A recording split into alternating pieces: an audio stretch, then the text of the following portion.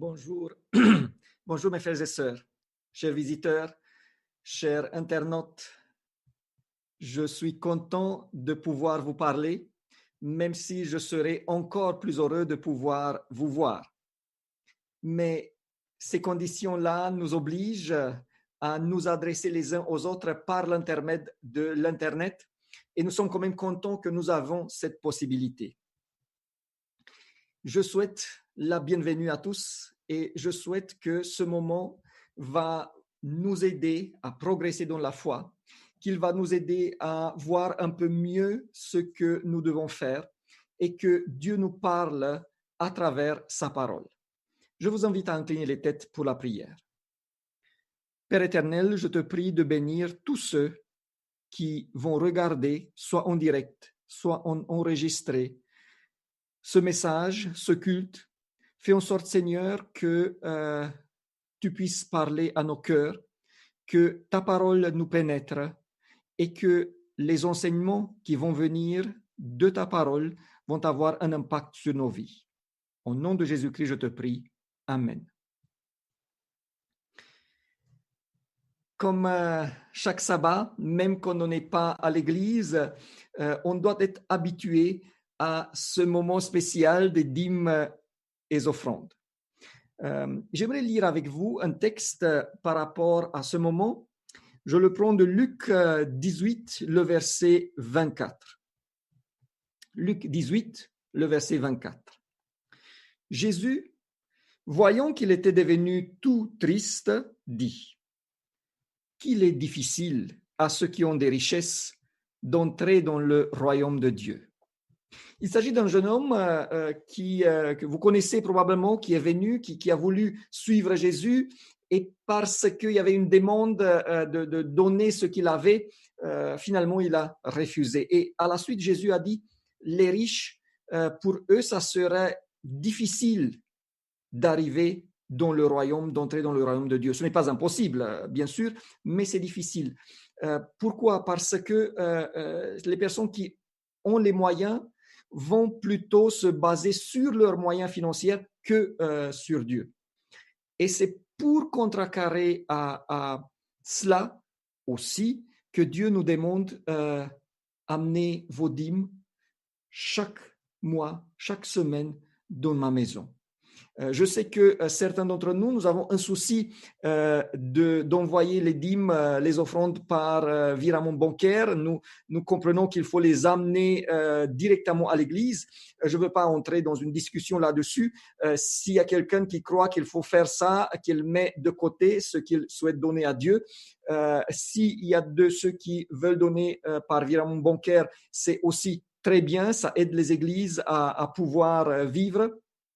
Mais n'oublions pas que dans un temps de crise, il faut montrer encore plus à Dieu que nous ne nous basons pas sur ce que nous avons du point de vue matériel, mais sur lui, parce que c'est lui qui nous donne et c'est lui qui va prendre soin de nous. Je vous remercie. Moi-même, j'ai fait un plan pour que, à la fin de ce temps-là, je puisse amener et les offrandes et les dîmes et les donner à Dieu qui me donne tant. J'aimerais prier pour cela. Père éternel, je te prie de bénir chaque personne qui nous écoute de tous les points de vue. Et maintenant, je te prie pour les bénédictions matérielles. Donne-nous, Seigneur, ce dont nous avons besoin. Et aide-nous à être fidèles à toi, à donner les dîmes que tu nous demandes, Seigneur, qui t'appartiennent.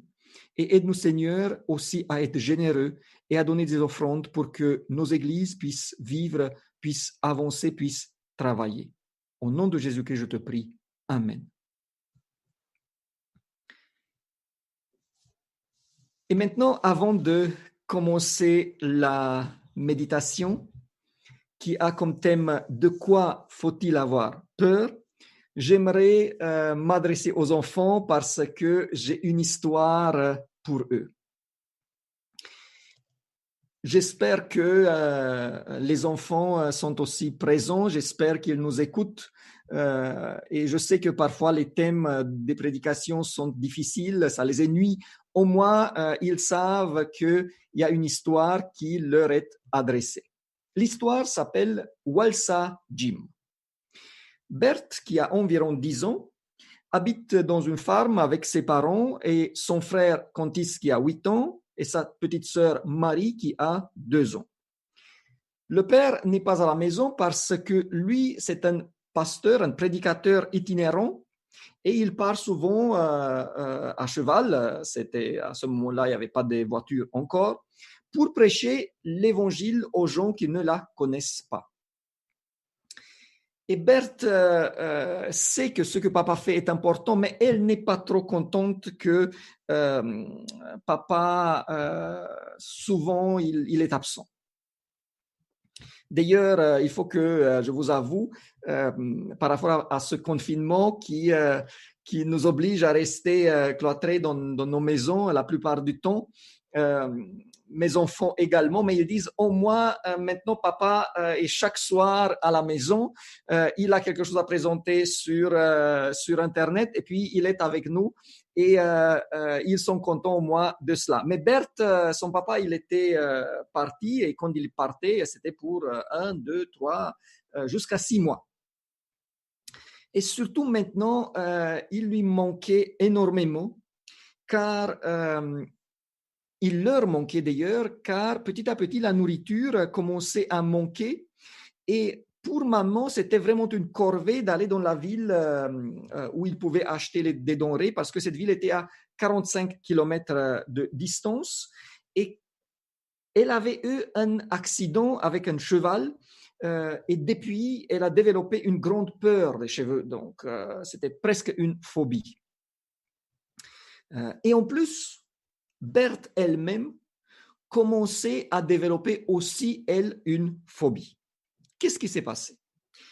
Un jour, ils étaient dans la maison et quelqu'un a frappé à la porte et Berthe a vu que c'est un Indien qui est venu leur demander de la nourriture.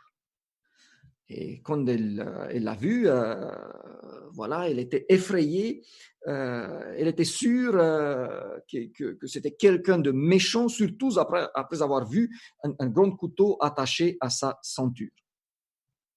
Maman, très calme, par contre, lui a donné du pain, une pomme et un morceau de fromage. Ça n'a pas plu à Berthe non plus. Pourquoi tu lui as donné notre nourriture, a dit-elle plus tard à maman. Nous n'avons même pas assez pour nous. Je n'ai marre de manger que des haricots secs chaque jour. L'Indien, par contre, lui avait voulu rassurer la fille en lui disant Walsa Jim, ne fais pas mal, ne pas avoir peur. Mais Berthe, elle est partie tout de suite se cacher dans la pièce la plus éloignée de la maison. Et les jours d'après, chaque fois qu'elle voyait l'Indien dans le village, elle courait à la maison. Est-ce qu'il va nous faire mal? Lui demandait son frère. Oui, est-ce que tu n'as pas vu son couteau? Maman essayait de les calmer chaque fois. Berthe, c'est juste un homme qui a faim. Il ne faut pas avoir peur de lui. Mais ça ne marchait pas avec elle. Elle avait peur. Un jour, maman vient voir Berthe.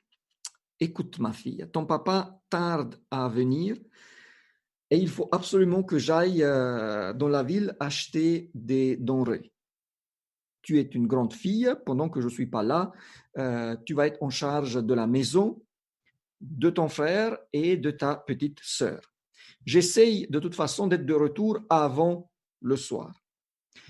Les larmes de Berthe commencent déjà à couler, mais elle se rend compte que pour sa maman, c'est déjà très compliqué car elle doit maîtriser maintenant sa peur des chevaux et elle promet de tout s'occuper.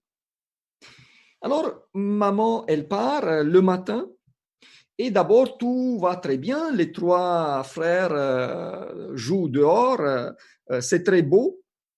Mais le ciel commence à s'encombrer, le vent commence à souffler et Berthe décide que c'est le moment d'aller dans la maison. Elle appelle Cantis, elle appelle Marie, mais cette dernière manque à l'appel. C'est sûr, que Valsajim l'a enlevée, dit-elle à son frère. Nous n'allons jamais plus la revoir. Non, non, dit son frère, derrière, dans le jardin, elle est tombée dans un trou. Papa avait croisé des trous assez profonds dans le jardin pour planter des choses. Voilà, il y en avait plusieurs. Et Marie était tombée dans un de ces trous. Elle était les pieds dans la boue en pleurnichant. Berthe se penche, elle tend la main à Marie, mais celle-là est trop bas, ses mains qui sont courtes n'arrivent pas jusqu'à elle. Elle essaie après de descendre à côté de sa sœur, mais pour cela, cette fois-ci, le trou n'est pas assez large. En plus, la pluie commence et Berthe sait que ces trous sont vite remplis d'eau, alors elle commence vraiment à désespérer. Et là, derrière, elle entend une voix. Petite tombée dans le trou, Walsajim aide. Non, non, non, laisse-nous, nous avons assez de soucis déjà, tu ne peux pas avoir ma sœur, crie Berthe. Mais l'Indien ne tient pas compte d'elle, il se penche, il prend la petite et l'amène dans la maison. Alors Berthe n'a plus quoi faire que de suivre. Là, l'Indien va allumer le feu, il va mettre Marie dans un plaid pour qu'elle n'a pas froid, il va faire bouillir des haricots secs, et comme les enfants ont faim, ils vont se jeter sur la nourriture, même Berthe va manger. Ensuite, les petits s'endorment et Berthe voit Valsajim sortir du crin de cheval de sa poche qu'il commence à tisser. Cette fois-ci, la curiosité l'emporte sur la méfiance. Elle s'approche et lui demande qu'est-ce qu'il fait. Mais l'Indien, il sourit dans un coin de sa bouche et continue comme si rien n'était. Et là, on entend, bonheur, maman arriver. Jim sort aussi, il aide à faire rentrer les denrées et tout le monde est heureux. Même maman, elle est très contente de voir qu'il y a quand même quelqu'un à la maison avec les enfants. Elle demande à Jim, à Walsajim de rester pour la nuit. Elle dit, Berthe, on ne peut pas l'envoyer dans ce temps-là dehors, n'est-ce pas? Et cette fois-ci, même elle n'a plus rien à objecter. Et cette nuit, Berthe vient à côté de sa maman dans le lit et lui dit, maman, tu sais, Walsajim nous a aidés aujourd'hui. C'était très compliqué. Il a sauvé Marie. Il nous a fait à manger. Je ne vais plus jamais avoir peur de lui. Berthe s'est rendu compte finalement que Walsajim n'était pas mal du tout. Et surtout, quand il est arrivé quelques jours après avec une belle corde à sauter tissée avec du crin de cheval qu'il avait commencé ce soir-là, là, il est devenu un de ses meilleurs amis. Et chers enfants et adultes aussi, Berthe a appris plusieurs choses. Elle a appris qu'il ne faut pas mépriser quelqu'un ou avoir peur de lui juste parce qu'il est différent, juste parce qu'il n'a pas les mêmes origines que les tiennes, et qu'il faut être ouvert parce que en restant à distance, on peut faire des grandes erreurs. Et elle a appris aussi qu'il y a des choses dont il faut se méfier, comme les trous là dans le jardin, et d'autres où la peur ne fait que nuire, comme c'était passé avec Walsajim. Alors j'espère, chers enfants, que vous vous laissez enseigner par vos parents et que vous gardez la peur par rapport à certaines choses. Par exemple, ayez peur au moment où vous traversez une rue où il y a des voitures. Là, il faut faire attention. Mais il y a aussi des choses où il ne faut pas en avoir. Mes frères et sœurs, de quoi faut-il avoir peur? Nous vivons dans une période où la peur est un mot sur l'ordre du jour. Je l'ai dit déjà, j'ai lu dans Le Monde de jeudi que il y avait un reportage de la ville de Brescia en Italie, et là quelqu'un a dit que la peur est écrasante. Voilà, c'est ce que nous vivons aujourd'hui. Nous ne savons pas ce qui va arriver demain, personne ne le sait d'ailleurs. Il y a toutes sortes de prédictions, des calculs, mais la réalité est que aujourd'hui, personne ne sait ce qui va être demain. Et quand on parle maintenant du fameux coronavirus lui-même, là aussi, on n'est pas sûr finalement, est-ce qu'il faut vraiment avoir peur de lui ou est-ce qu'il faut juste se protéger est-ce qu'il faut le traiter comme la peste ou l'Ebola? Dans les réseaux sociaux, il y a des messages contradictoires également. Mais ce que je veux dire ce matin est que je pense là, vous êtes d'accord avec moi, il y a des choses dont il faut se méfier, dont il est important d'avoir peur, de se tenir à distance, et pour d'autres, ce serait contre-productif et parfois même ridicule. Alors, je vous raconte une histoire. Voilà, une deuxième histoire aussi pour les enfants, mais ça, c'est plutôt pour les adultes. Il y a un monsieur qui était en visite dans le zoo. Ça s'est passé pas une seule fois, plusieurs fois même, mais il y a une histoire qui est vraie, dont il y a des photos. Et ce monsieur arrive dans la cage au lion. Il n'y a pas de surveillant dans les parages. Certains disent que c'est même un des surveillants. Mais de toute façon, ce monsieur ignore l'inscription « Animaux dangereux, ne vous approchez pas ». Donc, il traverse la barrière et commence un jeu de chat et souris avec le lion. Il y a aussi certains qui disent qu'il veut lui arracher quelques cheveux pour faire je ne sais pas quoi. De toute façon, il fait ce qu'il n'aurait pas dû faire. Il aurait dû faire attention à cette inscription des animaux très dangereux. D'ailleurs, je fais une parenthèse. J'ai accompagné à un certain moment un surveillant dans un zoo, là où j'ai grandi. Le zoo était à 5 minutes, 7 minutes à pied. Et une fois, je suis arrivé là et j'ai vu comment le monsieur, il m'a pris avec lui, il a nourri les fauves, les bêtes. Donc, il prenait la viande, il la jetait de loin et avec un long bâton, il faisait passer la viande entre le grillage chez les lions. Alors, ce monsieur-là, il était trop proche de la cage. Il fait un mouvement avec la main et le lion, c'était une fauve quand même très rapide, comme une féline, il va lui mordre, il va lui prendre la main dans sa bouche. Et l'homme, il crie, il tire, et heureusement qu'une vingtaine de secondes après, il réussit à libérer sa main. Mais il va rester avec une belle cicatrice pour la vie, qui va lui rappeler qu'il faut se méfier des animaux sauvages. Alors, j'aimerais vous montrer l'image. Voilà, vous voyez cette image qui a été surprise. L'homme a été filmé et ce n'est pas du tout bon. Voilà, ça suffit pour cela. Mais vous voyez que il faut avoir peur parfois. Donc, les enfants, cette fois-ci, faites attention. N'ignorez jamais les avertissements quand vous êtes en zoo. Quand il est écrit « ne vous approchez pas », restez loin. De l'autre côté, avoir peur des mouches, ce n'est pas la même affaire. Si tu cours t'abriter chaque fois quand tu vois une mouche voler, alors voilà.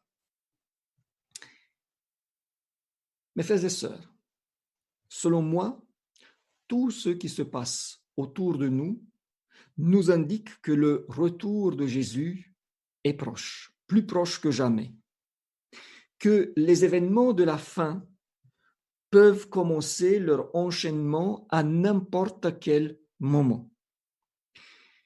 Et je me suis proposé ce matin à voir avec vous, concernant ces événements, de quoi faut-il s'inquiéter et de quoi il ne faut pas avoir peur. Pour cela, nous allons prendre la Bible et voir ce que nous enseigne le Sauveur lui-même. Il y a certains dangers dont Jésus nous avertit, et il y a de l'autre côté des choses dont il faut faire le contraire et ne pas s'inquiéter. Alors, commençons avec la première partie. De quoi faut-il s'inquiéter? Et Jésus nous dit qu'il faut s'inquiéter de la séduction.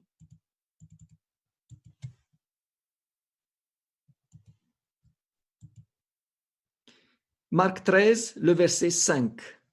Prenez garde que personne ne vous séduise. Prenez garde que personne ne vous séduise.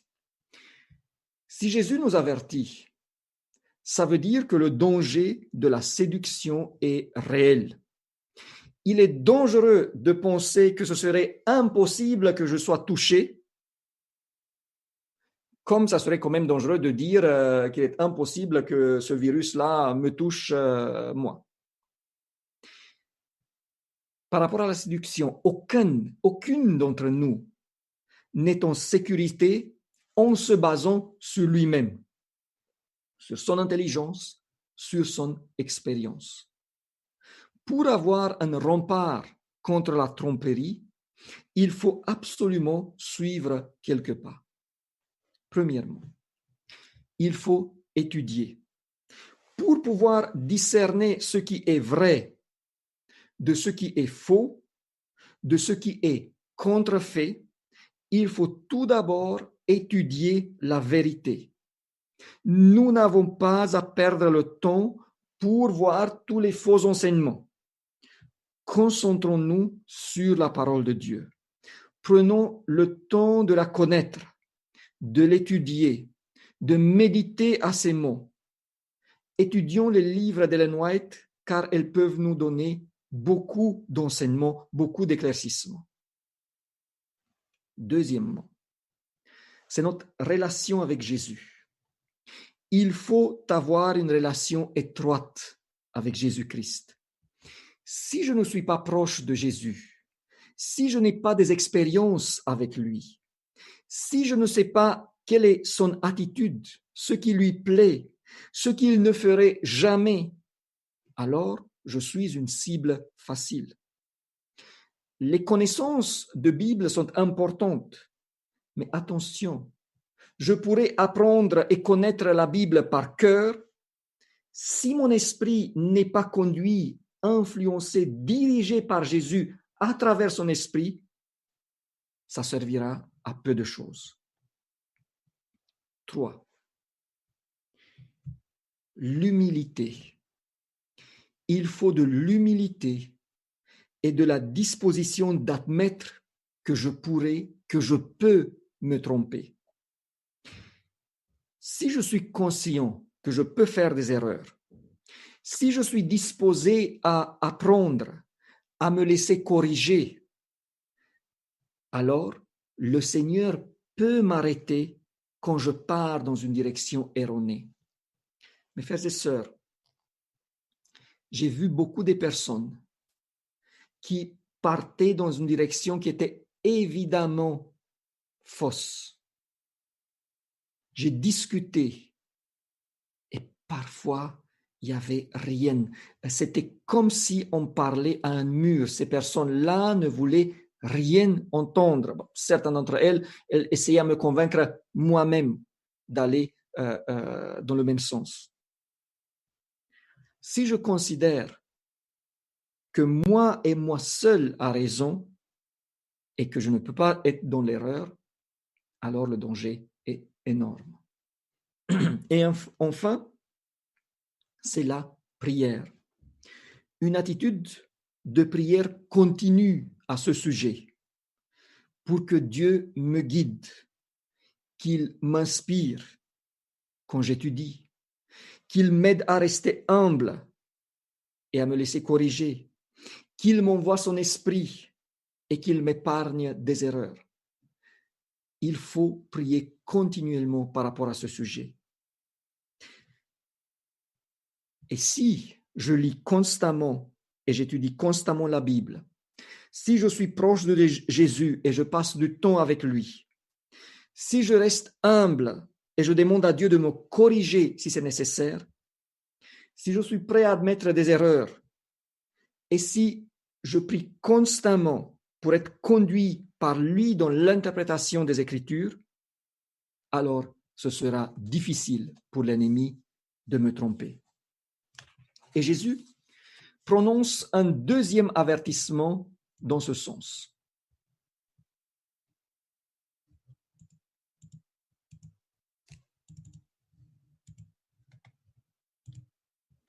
Matthieu 24, 23 à 24. Si quelqu'un vous dit alors, le Christ est ici ou il est là, ne le croyez pas, car il s'élèvera de faux Christ et de faux prophètes. Ils feront de grands prodiges et des miracles, au point de séduire, s'il était possible, même les élus. Vous voyez bien que même les élus, ceux qui se sont donnés à Jésus, sont pris par cible et qu'il faut donc se méfier et s'inquiéter. Cette fois-ci, Jésus met en avant une séduction particulière, des faux Christ et des faux prophètes, qui, pour prouver leur authenticité, feront des miracles extraordinaires. Or, nous savons que l'effusion du Saint-Esprit se manifestera aussi par des miracles. Alors, comment discerner les uns des autres? Car ce ne sera pas la taille des miracles qui prouvera l'authenticité. D'ailleurs, cet après-midi, on va commencer une étude concernant les événements de la fin. On va étudier le troisième et le quatrième. La troisième et la quatrième étude seront sur la Trinité impie et le faux réveil. Mais comment voir si un miracle est fait par l'esprit ou par l'ennemi? Comme nous n'avons pas pouvoir avoir pendant ces temps-là la possibilité et le temps d'attendre jusqu'à voir les fruits qui sont produits par ces personnes qui font des miracles, le seul moyen restera la comparaison du message de celui qui fait le miracle avec la Bible, doublée d'une relation étroite avec le Christ qui, par son esprit, nous avertira s'il s'agit d'un danger. Voilà donc de quoi il faut avoir peur. La séduction. 2. Il y a un deuxième sujet où il faut se méfier. Il faut craindre le manque de préparation. Marc 13, 36. Craignez qu'il ne vous trouve endormi à son arrivée soudaine. Ici, nous sommes carrément sommés d'avoir peur, de ne pas être assez vigilants, de manquer d'attention au moment le plus important et de rater ainsi notre mission et notre salut. Vous savez, si un coureur de vélo souhaite gagner le Tour de France ou souhaite faire un très bon Tour de France, il doit adapter sa préparation de telle manière que son corps soit au top exactement pendant les 3 semaines de compétition. Et encore plus que la montée en puissance arrive à son pic dans la 3e semaine pile. Et j'ai vu des coureurs qui ont donné des interviews en disant qu'ils sont arrivés au sommet de leur force physique et de leur capacité un tout petit peu avant la course. Et qu'à cause de cela, ils n'ont pas pu faire un bon Tour de France. En ce qui nous concerne, en tant que chrétiens, en tant que disciples, en tant qu'adventistes de 7e jour, nous devons être constamment dans un état de veille, prêts à repousser à n'importe quel moment la tentation et le tentateur.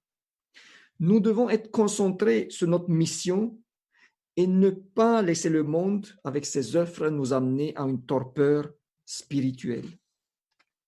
Et surtout, quand la crise va venir, c'est là que nous devons être prêts.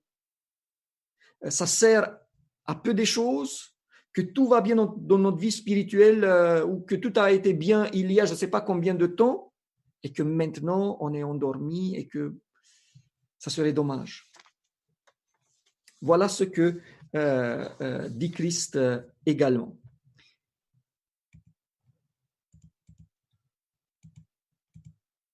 Luc 21, 34. Prenez garde à vous-même de craindre que vos cœurs ne s'apesantissent pas par les excès du manger et du boire et par les soucis de la vie, et que ce jour ne vienne sur vous à l'improviste. Marc 13, 33. Prenez garde, veillez et priez, car vous ne savez quand ce temps viendra. Voilà quelques précisions en plus sur le danger. La concentration sur les plaisirs et les défis de la vie ici-bas. Jusqu'à ce qu'on oublie que le retour de Jésus est proche et que la préparation pour cela passe au deuxième et au troisième rang. D'ailleurs, je pense que, et je l'ai dit déjà plusieurs fois, ces événements qui se passent autour de nous, cette crise sanitaire que nous vivons, la crise économique qui s'en suivra, peut-être aussi sociale, politique, je pense que un de ces buts est justement pour nous réveiller, pour nous faire voir que ce n'est pas la préoccupation pour les biens matériaux de s'acheter une maison, une voiture, de manger, de boire, ce n'est pas ça qui compte, que ça peut passer d'un moment à l'autre. Et il y a encore un danger qui me paraît spécial en tant qu'adventiste du 7e jour.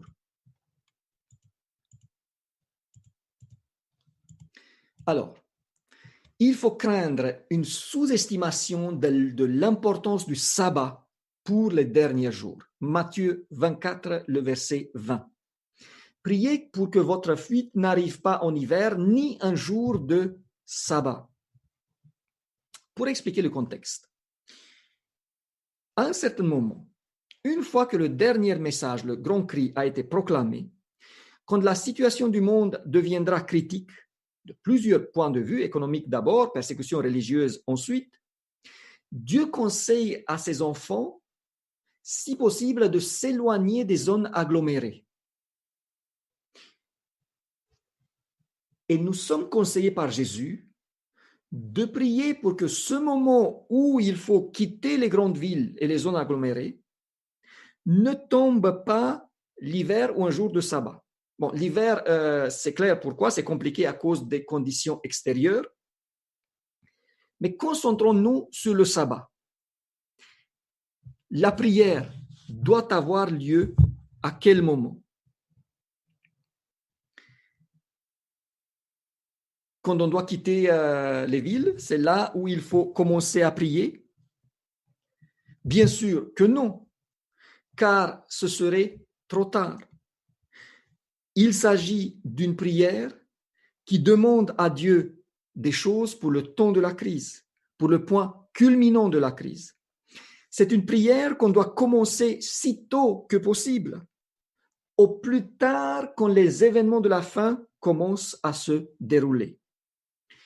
Et c'est là le point que je souligne. Dieu nous demande dès aujourd'hui d'être préoccupés du sabbat et de la manière dont on le garde.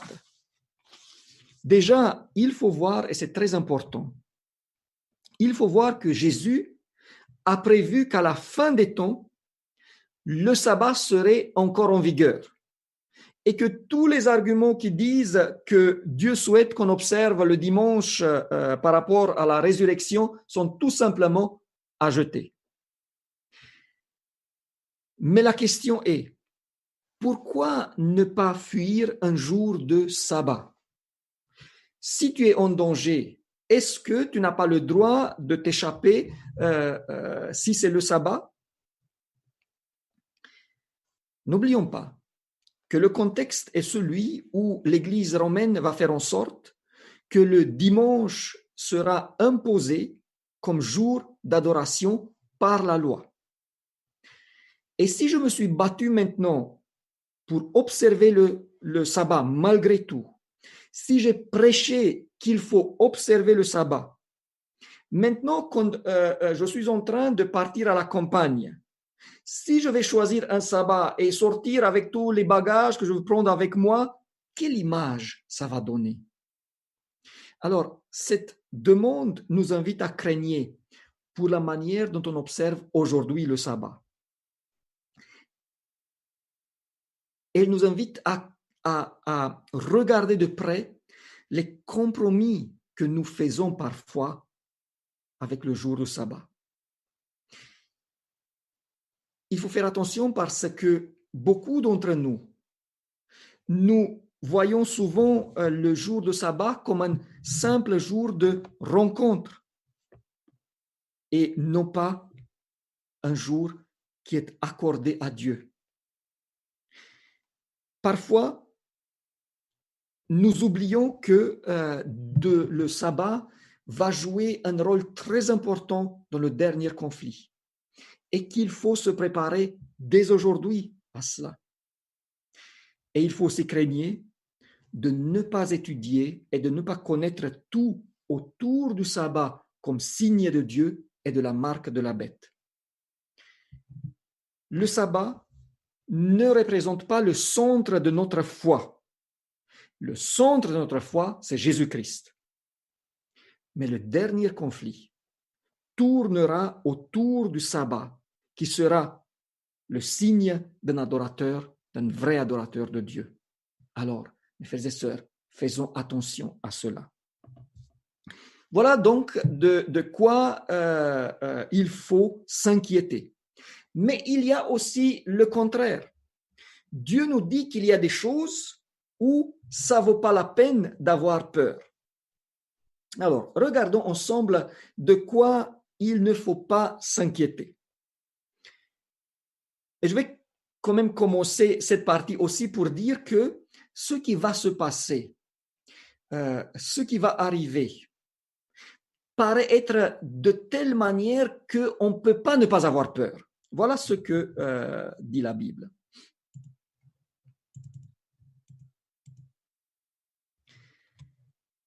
Luc 21, 25 et 26.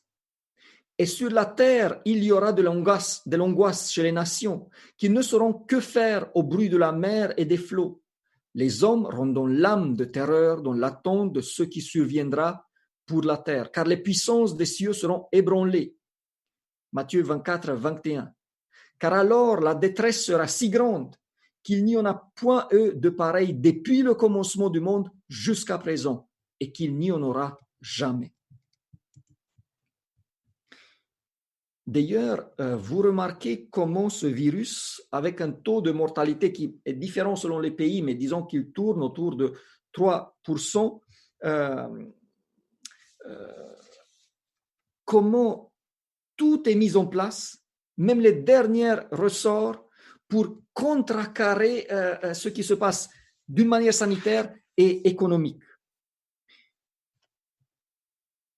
Vous voyez, je l'ai dit déjà au début, comment la peur se manifeste partout. Pouvez-vous maintenant vous imaginer ce qui va arriver au moment où les anges qui tiennent encore les 4 vents ne le feront plus, quand les fléaux tomberont sur la terre, quand le monde sera vraiment en morceaux? Comment ne pas avoir peur alors? En sachant en plus que face à ces événements, une alliance autour de l'Église romaine se mettra en place pour obliger les gens, avec des lois, d'observer le dimanche, et qui désignera comme coupables de tous les malheurs ceux qui ne se soumettront pas à cette loi. Et c'est facile à comprendre que ça va arriver quand on regarde autour de nous, car c'est une caractéristique de la chair de chercher des coupables pour le mal qu'on subit. D'autres coupables, bien sûr, pas soi-même. Voilà, je vous présente, ça m'a paru intéressant, un article dans Le Monde, toujours le 25 mars 2020, et qui dit la chose suivante. Le sociologue François Dubé redoute la montée d'un sentiment d'injustice au sein d'une partie de la population. La recherche des boucs émissaires pourrait devenir tentante. Ça, c'est comme une prophétie. C'est ce qui va se passer. Et d'ailleurs, la Bible le dit. Luc 21, 17 et 23. Vous serez haïs de tous à cause de mon nom, car il y aura une grande détresse dans le pays et de la colère contre ce peuple. Frères et sœurs, la Bible nous avertit que viendra un moment où le monde sera, pas comme aujourd'hui, mais vraiment sens dessous, dessus, sens dessous. Et que la colère va être canalisée d'une manière voulue contre ce peuple, contre le peuple de Dieu. Nous serons la cible de la haine, nous serons coupables et considérés responsables des malheurs qui arrivent. Ce ne sera pas facile d'assurer la survie dans ces conditions-là. Mais, et ça c'est la bonne nouvelle, Dieu nous invite à ne pas avoir peur. Dieu nous invite à ne pas avoir peur dans ces moments-là. Nous avons des promesses qui doivent être plus fortes que la crise, plus fortes que la peur. Si nous avons rempli les conditions dont on a discuté au début, si nous sommes fidèles, si nous avons pris le soin de nous préparer et de veiller, alors voilà ce que Dieu nous transmet. Premièrement, ne vous inquiétez pas de ce que vous allez dire. Marc 13, 10 et 11. Il faut premièrement que la bonne nouvelle soit prêchée à toutes les nations. Quand on vous amènera pour vous livrer, ne vous inquiétez pas d'avance de ce que vous aurez à dire, mais dites ce qui vous sera donné à l'heure même, car ce n'est pas vous qui parlerez, mais le Saint-Esprit. Même si ce passage est utilisé dans un contexte de défense devant les accusations, vous voyez qu'il parle aussi de la proclamation de l'Évangile. Et je l'applique à ce que nous appelons le grand cri, le dernier message de repentance transmis au monde. Si nous avons soigné notre relation avec Jésus dès aujourd'hui, si aujourd'hui nous faisons ce qu'il faut et nous nous préparons, même si nous ne pouvons pas nous l'imaginer, nous serons, toi et moi, nous serons en première ligne pour témoigner ce jour-là. Et notre témoignage sera puissant, car inspiré et soutenu par l'Esprit. Ma sœur, mon frère, cher visiteur, toi et moi, nous serons parmi celles et ceux qui vont aller dans le monde et dont le témoignage va convaincre beaucoup de personnes de se joindre à son peuple et d'être sauvées. Je répète, à travers notre témoignage, beaucoup de personnes accepteront le message, se convertiront et seront sauvées. Devant une telle opportunité, il ne faut pas avoir peur, mais confiance en Dieu. Et il faut bien sûr se préparer. Il faut prier pour cela. Il faut commencer dès aujourd'hui à aller dans ce sens-là. Et deux, voilà ce que dit la Bible, ce que dit Jésus. Ne vous inquiétez pas pour votre sécurité personnelle et pour la survie. Luc 21, 18 et 19. Mais il ne se perdra pas un cheveu de votre tête. Par votre persévérance, vous sauverez vos âmes. C'est toujours le contexte de la fin. Et voilà quelle promesse. Comme d'habitude, elle est conditionnée, mais ça on a déjà vu. Mais ce que je vois ici est une promesse double. Dieu prendra soin d'une manière spéciale de ses enfants qui traversent les derniers jours. D'un côté, il les garde, il les protège, il ne permettra pas aux ennemis, enragés même, influencés par Satan, de leur faire du mal.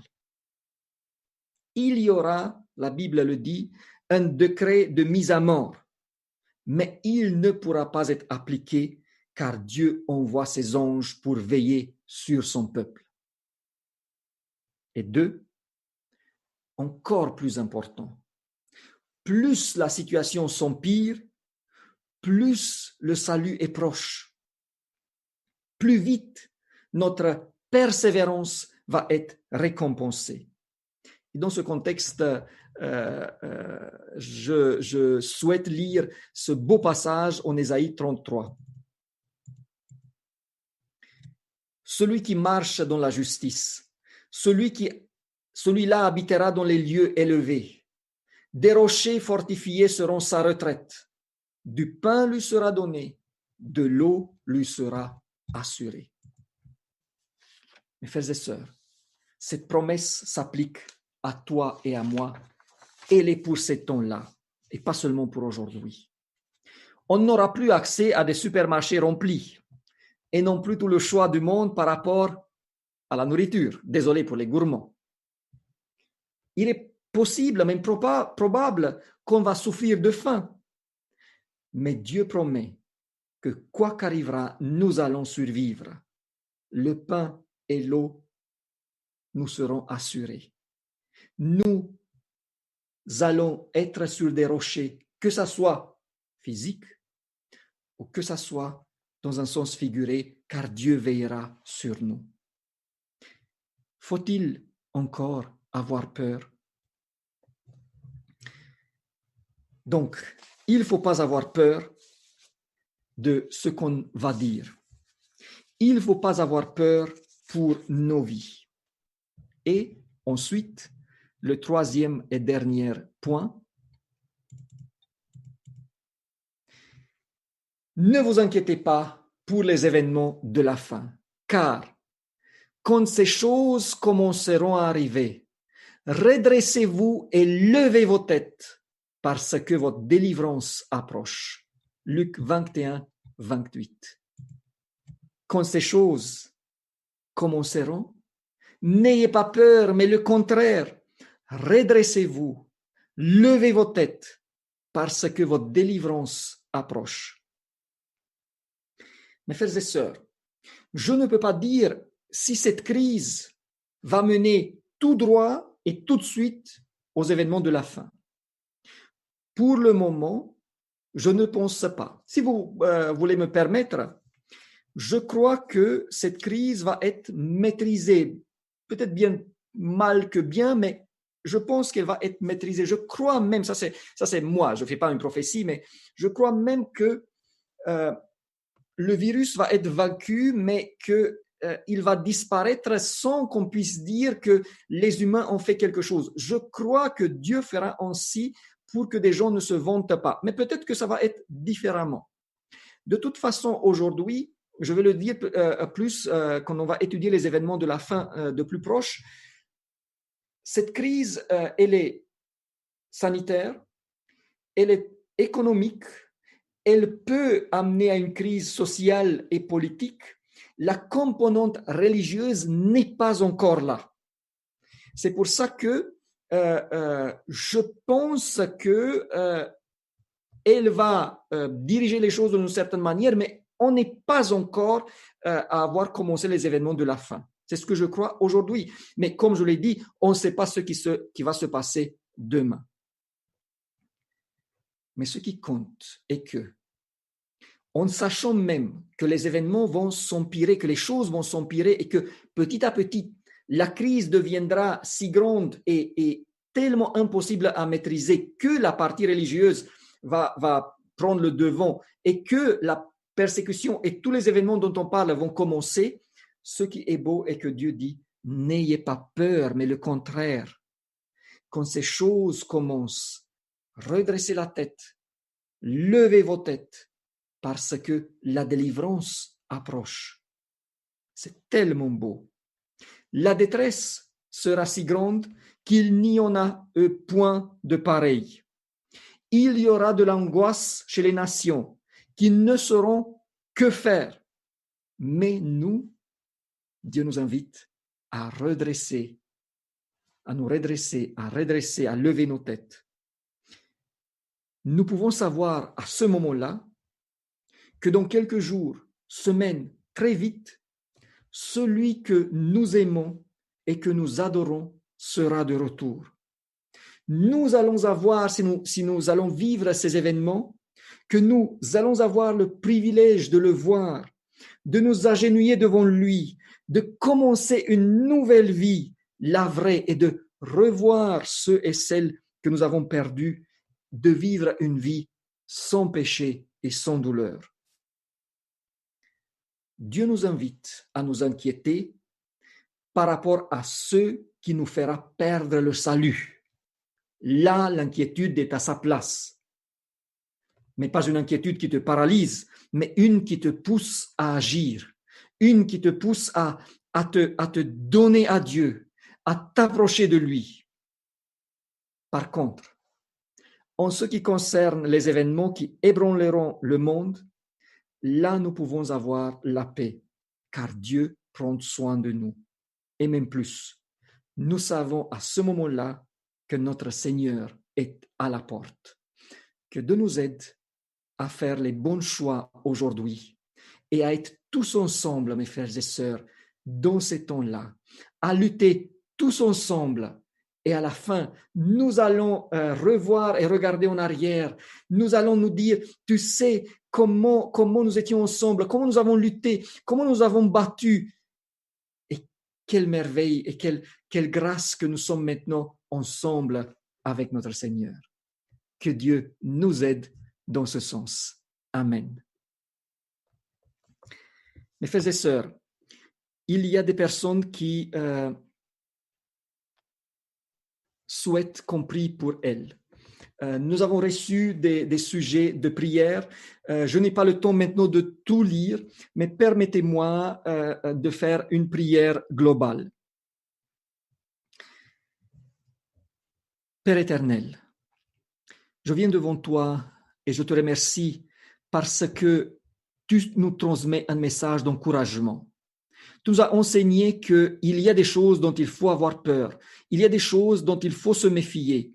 Et ce sont toutes les choses qui peuvent nous éloigner de toi, qui peuvent nous faire perdre le salut. Seigneur, aide-nous à nous tenir éloignés de tout ça. Mais je te remercie parce que tu nous invites à ne pas avoir peur des événements, à ne pas avoir peur pour notre sécurité personnelle, à ne pas avoir peur de ce qui arrivera, mais à être heureux que ton retour approche. Seigneur, je te prie pour tous ceux et celles qui sont malades. D'abord pour ceux qui souffrent de ce virus, car c'est inquiétant, Seigneur. Je te prie d'être avec eux, avec leur famille. Ils sont mis en quarantaine. Les hôpitaux sont remplis, Seigneur. C'est compliqué. Je te prie de tenir ta main sur ces personnes-là. Et je te remercie pour les personnes que tu as guéries. Je te prie aussi pour des personnes qui sont malades, qui ont d'autres maladies, parce que nous savons qu'aujourd'hui, avec les hôpitaux qui sont débordés, mieux serait de ne pas avoir besoin des hôpitaux. Sois avec tous ceux et celles qui sont malades et montre-leur, Seigneur, que tu es à côté d'eux. Tout cela, je te prie, au nom de notre Seigneur Jésus-Christ.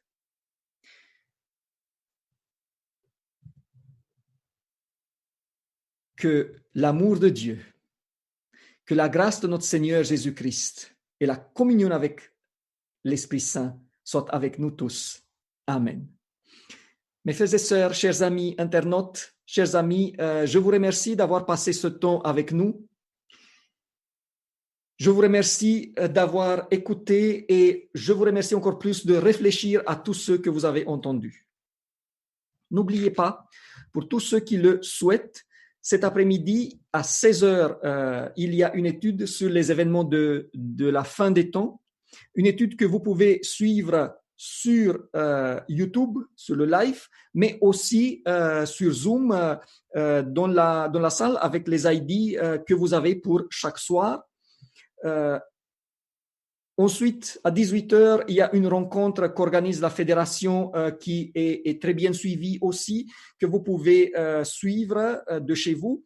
Et à 20 heures, pour tous ceux qui veulent également, je vous attends pour continuer l'étude de l'épître aux Hébreux. Jusque-là, je vous souhaite une bonne continuation pour le sabbat, un bon repas pour ceux qui mangent, une belle journée pour ceux qui jeûnent, parce que c'est aussi une journée de jeûne et de prière par rapport à ce qui se passe. Que Dieu vous bénisse tous. Au revoir.